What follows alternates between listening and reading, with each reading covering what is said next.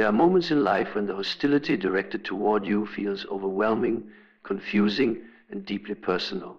You try to trace it back to your actions, your words, your intentions. You replay conversations, question your decisions, and search for the single mistake that may have triggered someone's dislike. Yet the more you look, the more you realize something unsettling. The hatred aimed at you does not match the person you know yourself to be. This mismatch is the first sign that what you are experiencing is not truth at all, but projection. Projection is a psychological mechanism through which people disown the qualities they cannot face within themselves. Instead of confronting their fears, insecurities, vulnerabilities, or darker impulses, they locate them in someone else. You become the screen on which they cast their unacknowledged shadows. The hatred may feel personal, but it is rarely about you. It is a reflection of their internal conflict, not your identity.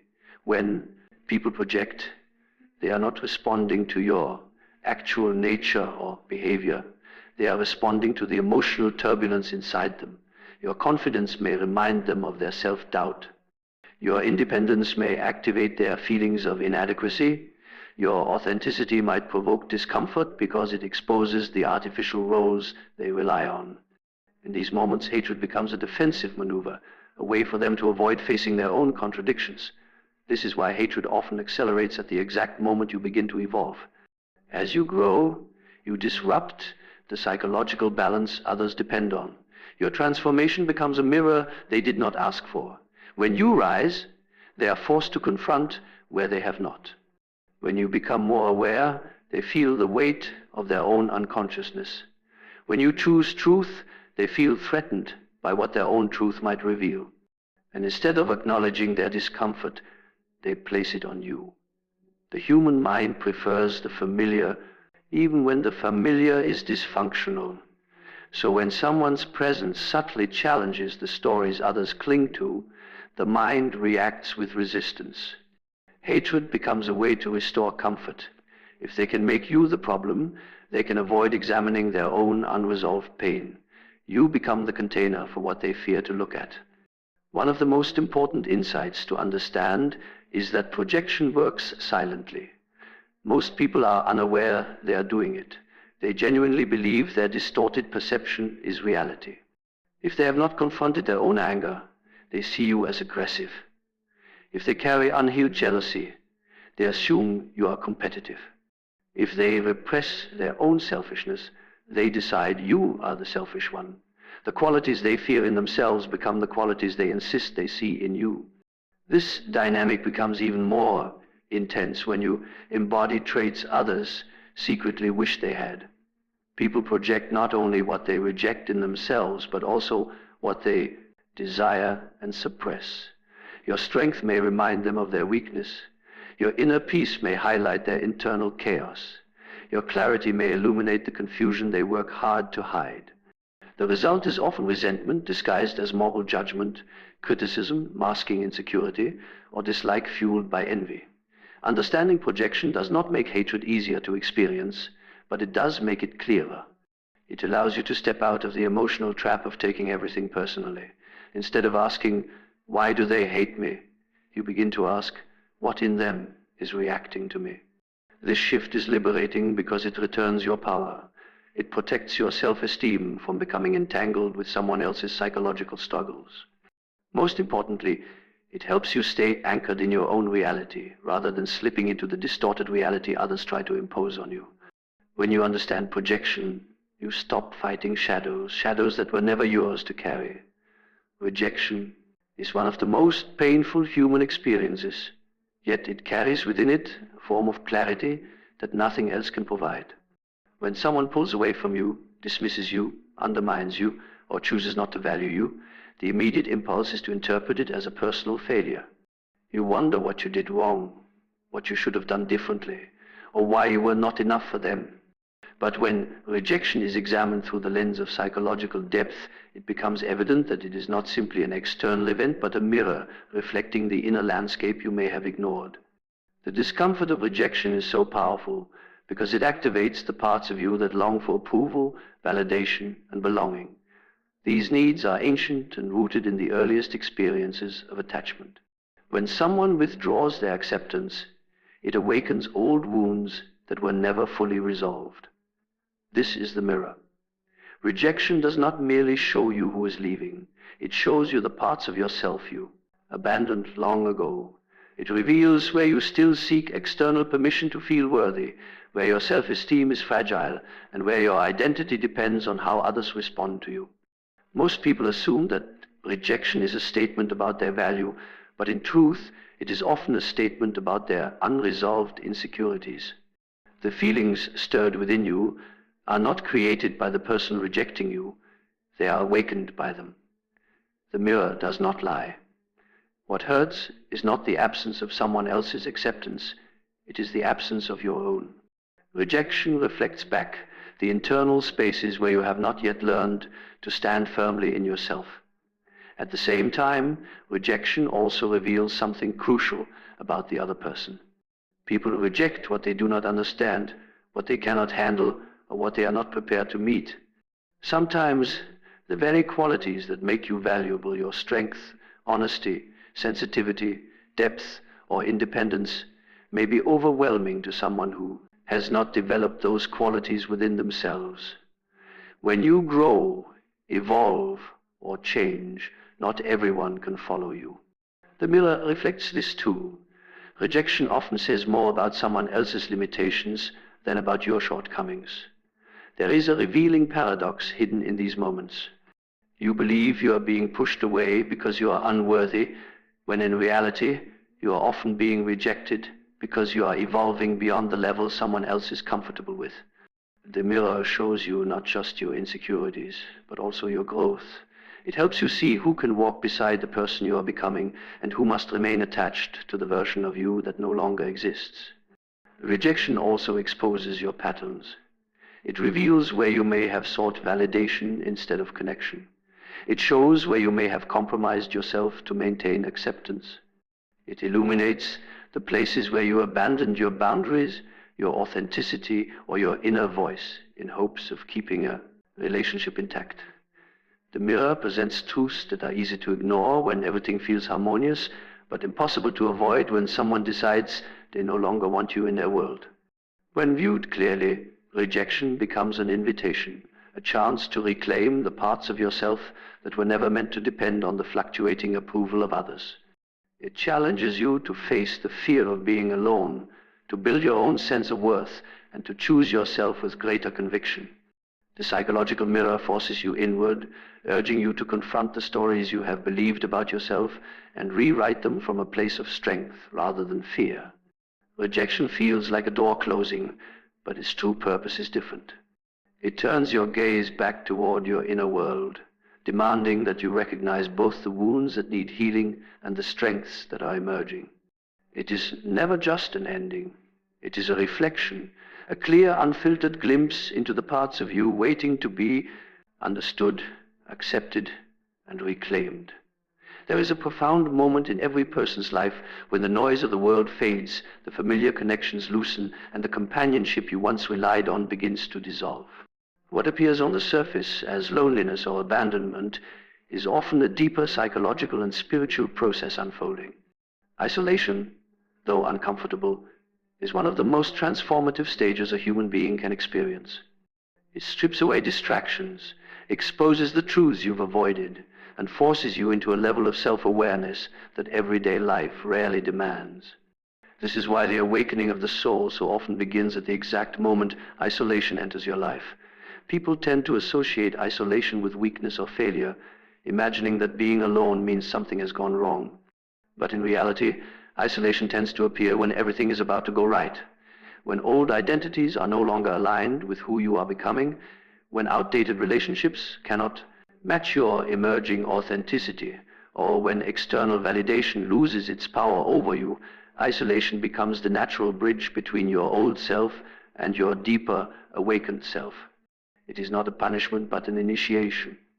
The truth is that the soul cannot awaken in noise. It cannot awaken in environments where you are constantly performing, pleasing, or adapting yourself to fit expectations. Awakening requires stillness. It requires the dismantling of the masks you've worn. It requires the release of the roles that once defined you.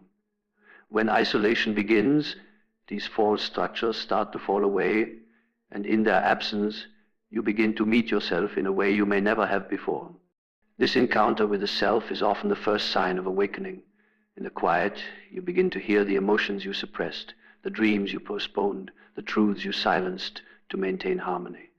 You begin to see the ways you have betrayed yourself to belong, the boundaries you dissolved to keep peace, and the parts of you that were never allowed to breathe in the presence of others. Isolation brings these revelations gently but insistently. It becomes a mirror, reflecting not the person you pretended to be, but the person you genuinely are. As you stand alone, something powerful happens.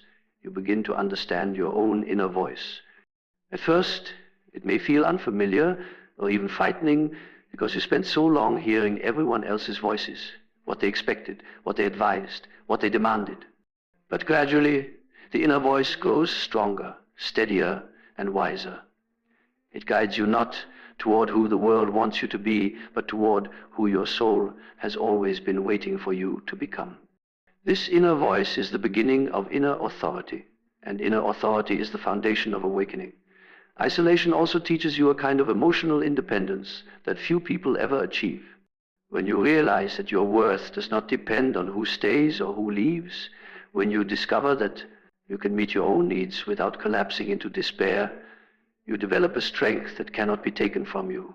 The soul awakens not when life is easy, but when life forces you to find power within yourself rather than borrowing it from others. In these quiet stretches of solitude, you also begin to reconnect with intuition. Intuition is often drowned out by constant social interaction, by the pressure to conform, by the noise of external opinions. But in isolation, intuition returns. It becomes sharp, direct, and unmistakable. It tells you which parts of your life must end, which relationships have expired, which dreams are calling you forward, and which truths you can no longer deny. Isolation is the womb of transformation. It breaks you open so that something new can be born. It removes the props you once leaned on and asks you to stand on your own inner foundation.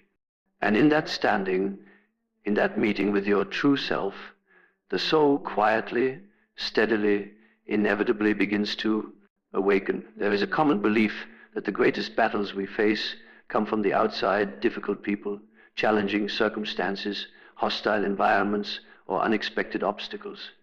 But when you look more deeply, you begin to see that the external conflict is only the surface. The true war, the one that shapes your identity and determines your destiny, happens within you. What appears to be an external struggle is often just the outer expression of an inner conflict that has gone unresolved for years. The internal war begins with the tension between who you are and who you were taught to be. From childhood, you inherited expectations, beliefs, and patterns that were never your own. You learned to seek approval, to avoid discomfort, to silence your emotions, and to conform to the world around you. As you grow older, these internalized voices become louder than your own soul. The true battle emerges when the deeper self begins to push against these inherited identities. This inner rebellion is not visible to the outside world, but it shapes every decision, relationship, and emotional reaction. External conflict becomes intense when the internal conflict is ignored. When you do not resolve the contradictions inside you, the world mirrors them back. People will challenge your boundaries when you are uncertain about them.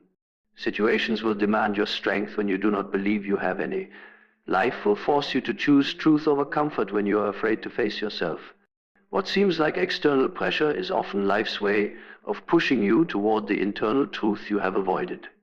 The most difficult part of the internal war is the confrontation with the ego, the part of you that clings to safety, familiarity, and control. The ego thrives on certainty and resists change, even when change is necessary for growth. When your deeper self wants expansion, the ego wants protection. When your intuition guides you toward transformation, the ego pulls you back into fear. This creates an invisible but powerful war inside you, a war between evolution and resistance. Most people never win this battle because they mistake ego's fear for wisdom. Another layer of the internal war is the conflict between your wounds and your potential. Your wounds call you back to old patterns, old narratives, and old versions of yourself. They tell you to expect rejection, to stay small, to avoid risks, and to distrust your desires. Your potential, on the other hand, urges you to rise, to break cycles, to define your own path. The war between these two forces can feel overwhelming, and yet it is this tension that shapes who you ultimately become. External enemies may challenge you, but internal enemies can paralyze you.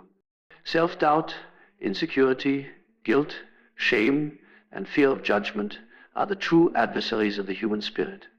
They influence how you see the world, how you relate to others, and how you value yourself. When these inner adversaries go unrecognized, you project them outward and believe the world is attacking you. But the world is only reflecting the battle you have not yet confronted within. The true war is also the struggle between your conscious choices and your unconscious patterns.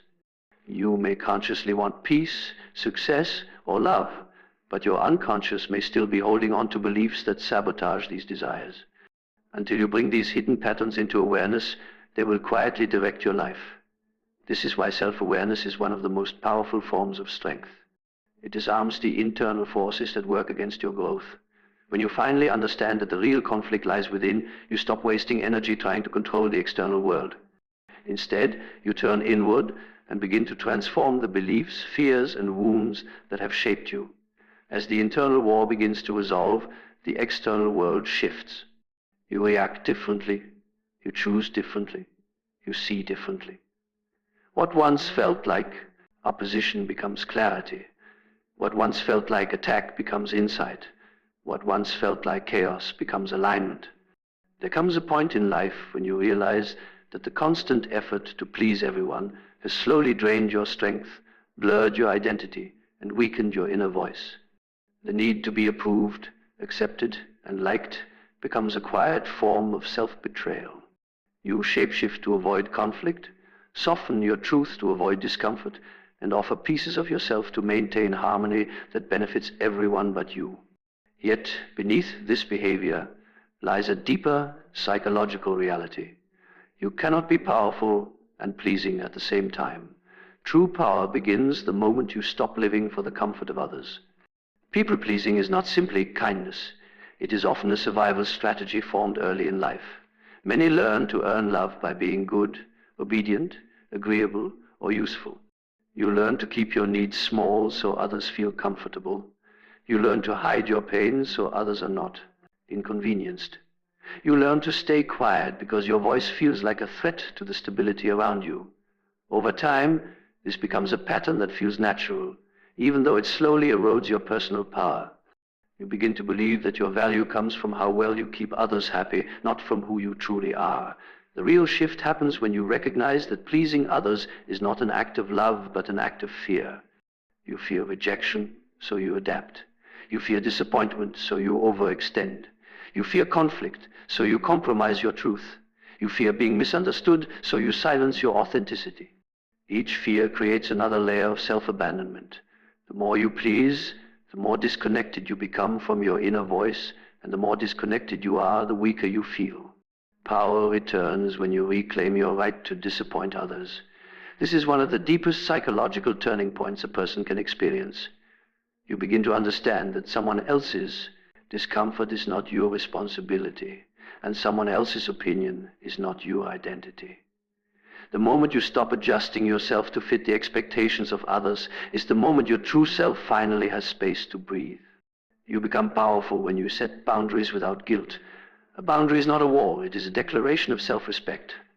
People who depended on your compliance may resist these boundaries, but their reaction reveals their reliance on your silence, not your worth. As you stop pleasing, you begin to see clearly which relationships were rooted in genuine connection and which were rooted in your willingness to overgive. You become powerful when you speak your truth without apology. At first, your voice may shake because it has been quiet for so long, but the more you honor your truth, the stronger it becomes.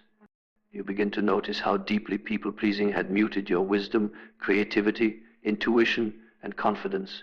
When these qualities return, you feel your inner authority rise. You become powerful when you make decisions based on what feels right for your soul rather than what looks right to others. You make choices aligned with your values, not their expectations. You discover that the life built on pleasing was never yours. It was a performance designed to maintain peace that didn't nourish you. As you stop seeking approval, you begin to build a life that reflects who you really are. You become powerful when you stop apologizing for existing. You no longer shrink to avoid threatening someone's insecurity. You no longer dim your brilliance to avoid provoking jealousy. You no longer make yourself smaller to fit into places that no longer deserve you. The world responds differently to someone who refuses to abandon themselves. The truth is that the moment you stop pleasing others is the moment you start becoming whole again. It is the return to your inner authority, your authenticity, and your inherent strength. You discover that the version of yourself that needs no permission is the version capable of creating a life built on truth, freedom, and self-respect.